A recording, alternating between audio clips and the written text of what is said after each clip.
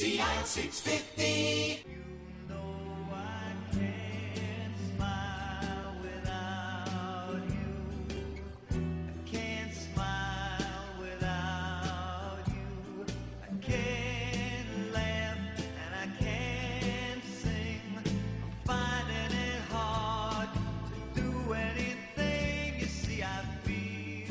I just can't smile, hurt you, Dr. John. Excuse me, put my teeth back. Dr. Ron. Dr. Ron Zocco is the gentleman's name. You make people smile when they come to your clinic, BC Perio? Well, we try. They come and see it. I said, no, it's true. I've people, you know, they look happy when they come through the door, but we all know that they're there for a reason, unless they're there to take you for coffee. And then I wait around, I sort of hide behind the coffee machine. And then I see them come out, and these people are all smiling, and they're all so happy. They went to the dentist. They went to BC Perio. Dr. Ron and his team fixed them up. You have lots of happy customers and lots of happy patients coming out that door. I think that's our ultimate goal. Yeah? Is to provide a service that people appreciate and value. And when you make them look good, it's very, very encouraging. You brought up make people look good. That's so they're socially awkward. I talk to a guy who knows. You hide. You don't want to smile. You're afraid that people are going to look in your mouth. I think that the people who have an issue with how they look when they smile, or they don't smile because of how their teeth look and such, are really handicapped in our society, be it for business reasons or social reasons, whatever it might be. So what happens is that when we help people rehabilitate their smile, their function, and their dental stability, so we understand that it's important to eat well, you get the nutrients and all, but how about that emotional factor, which helps people feel good about themselves, good enough so that when they wake up in the day, the last thing they're worrying about is how they look. They clean up, they head off to work, or they head off to their social event, or whatever it is, and their quality of life is so much greater, so much better. That's the value of doing what we do. So people come into your office and they haven't seen a dentist, they haven't been to your clinic for a long time, and their teeth are looking kind of funny. You can actually give them their life back. Happens frequently, actually, yeah. And probably more so than many people appreciate. To what degree a smile that isn't all that pleasant will change a person's life, especially when they're rehabilitated. And those stories are countless. I mean, just literally hundreds and hundreds of people with testimonials who come in and said, you know, I can't believe how my life has changed because I have done this. Yeah. And it sounds a little quaint perhaps, but gosh, it is the truth. You, I guess, don't get sick of hearing stories like that, do you? Well, I think it's kind of nice actually, when people do experience that difference, and it rejuvenates them.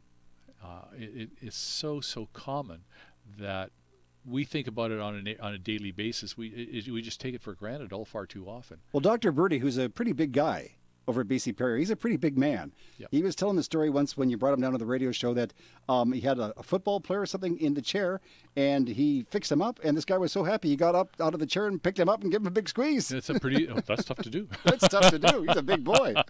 He really is. Yes. And he has a little one now, another future dentist in the family? He's got two. Wow. 2. And, of course, you come from a medical family. My father was a dentist. My sister is a dentist. So it kind of comes in the family, I would say. And for anybody who's missed the story, I'm going to ask you again. I know you hate telling the story, but when you were a little kid, did you think, I want to be a dentist, put my fingers in people's mouths? No? No chance. Really? No. What were you going to do? I had no idea. I got into university. I had no clue. And it was in my second year of university that I got a little bit of a wake-up call, you might say, where I basically said to myself, look, I could be here doing zero for the rest of my career, or I can make a decision that will, let's say, channel what I'm going to do for the rest of my life, really. And since my father was a dentist, I looked at that. I looked at a bunch of other solutions, including medicine for that matter. And I decided I didn't want to be woken up at 3 o'clock in the morning to take care of this or that, whatever. Or deliver a baby. That's one of the thoughts I had in mind. And so I said, looks like dentistry might be the place to be. And that's what I did. I chose dentistry. And what I'll tell you is that people who go into dentistry, and like many other areas are that they get into, be it dentistry, medicine, chiropractic, pharmacology, whatever it might be. You really don't know anything about it until you're into it for about 5 to 10 years. It's kind of like dating.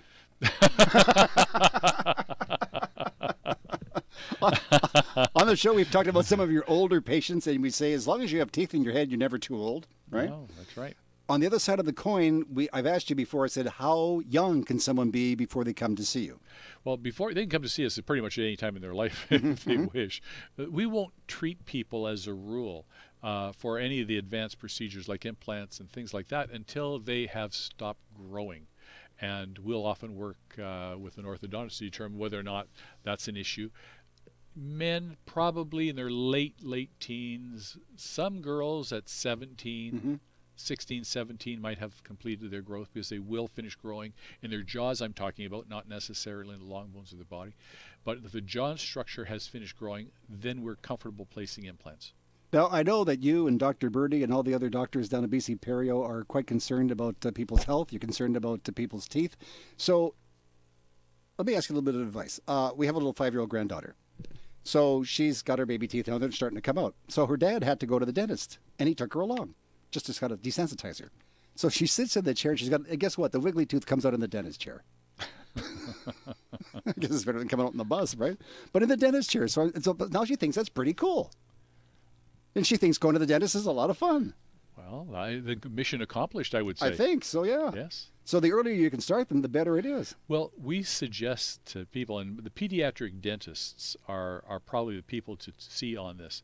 They would even suggest that if even a young person, they're 4 or 5 years of age, accompany their parents into a dental environment and just sit on their laps or something like this while mom or dad is being treated to some degree, so they have the understanding that it's not that much of a problem. And when people are being treated by competent dentists, they should not be in pain while they're being treated. Well, I remember I told you when I was a little guy, I used to just go with my mom and dad to the dentist, and the dentist would get me to pedal his drill to make it work, and I got a little tired of it. Really? He had you pedaling the drill. It was a long time ago. Things have changed. I want a record of that. You can see it on YouTube, let me tell you. But hey, the other good thing, too, about Dr. Ron's clinic down there is when you go there, you sit in the chair, and they have the TV screens on the ceiling.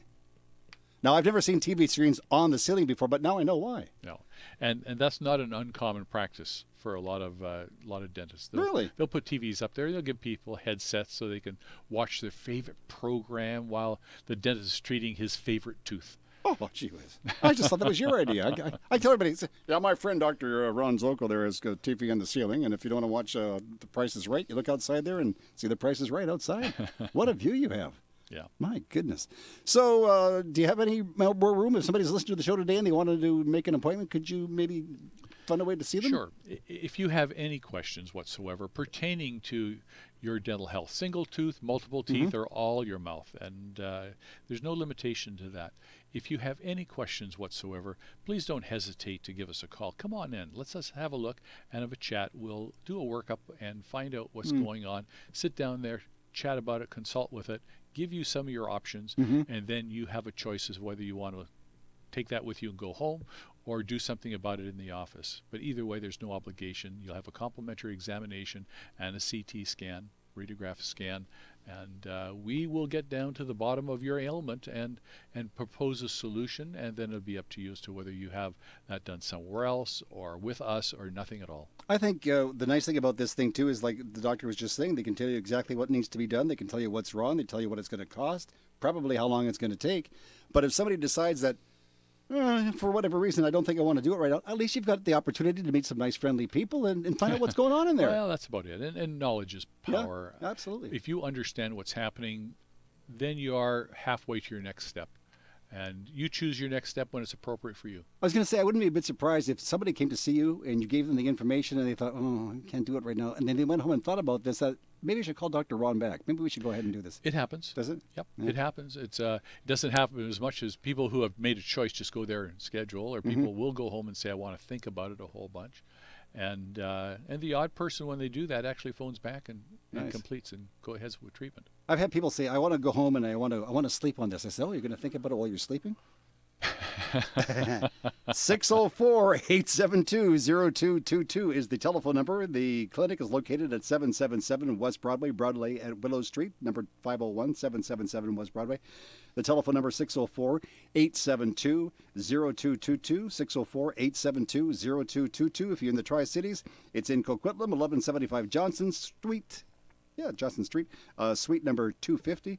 It's at Glen Drive, and the telephone number in Coquitlam, 604-936-8244, 604-936-8244. We're speaking with Dr. Ron Zokol from BC Perio, the website bcperio.ca, and this is Boomer Life on Smooth and Easy CL 650. Canada's only weekly radio show dedicated to the baby boomer lifestyle. This is Boomer Life on CL 650.